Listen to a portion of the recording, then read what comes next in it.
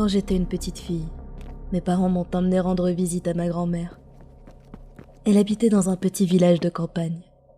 Sa maison était vraiment petite, et il n'y avait qu'une seule chambre à coucher. Ma grand-mère dormait dans un lit, mes parents dans un autre, et je devais dormir sur un matelas par terre. Nous sommes restés là-bas pendant quelques semaines, et j'avais régulièrement de terribles cauchemars. Chaque nuit, je me réveillais en criant. Mes parents essayaient de me calmer et me demandaient ce qui n'allait pas, mais tout ce que je pouvais leur dire était qu'il y avait un homme qui essayait de m'attraper. Je me souviens toujours de la cause de cette terreur. Chaque nuit, je voyais une ombre émerger de derrière les rideaux, dans le coin de la chambre. C'était une silhouette noire d'un homme. Je n'arrivais pas à discerner autre chose. Il était grand et chevelu. Je le regardais avec horreur se diriger vers moi en rampant, avec une lenteur répugnante.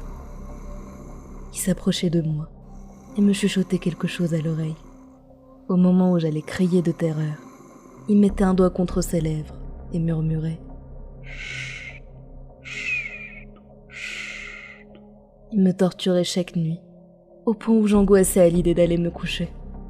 Et plus le temps passait, plus il apparaissait non seulement la nuit, mais également en plein jour.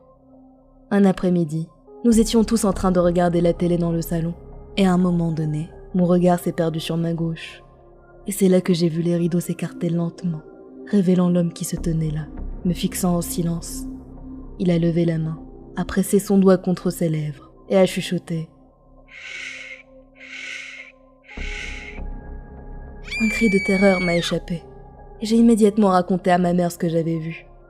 Elle s'est levée et s'est dirigée vers les rideaux, les écartant pour me montrer qu'il n'y avait rien derrière. L'homme avait bien sûr déjà disparu. Une fois les vacances finies, nous sommes rentrés chez nous en ville, et le cauchemar s'est arrêté. Après ces événements, c'était ma grand-mère qui venait nous rendre visite, et nous ne sommes plus retournés chez elle pendant une longue période.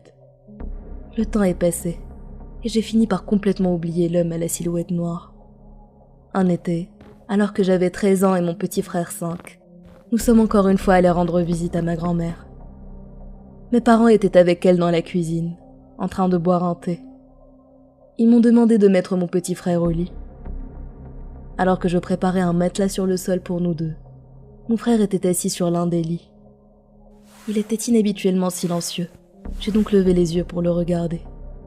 Il était immobile et fixait quelque chose. « Qu'est-ce qui ne va pas ?» je lui ai demandé. Il a tourné la tête vers moi, les yeux agrandis de terreur, pâle comme un linge, et a pointé les rideaux.